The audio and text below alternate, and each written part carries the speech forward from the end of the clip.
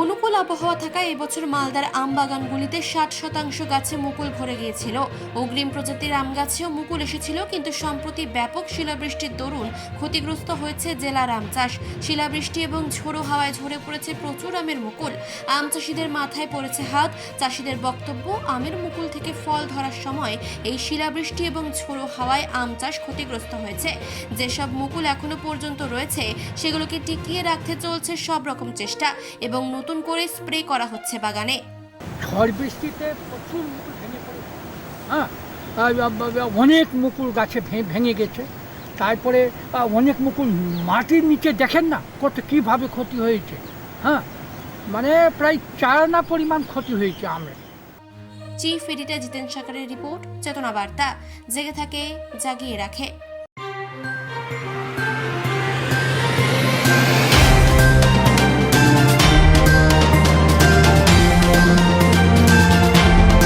চেতনা বার্তা, জেগে থাকে, জাগিয়ে রাখে।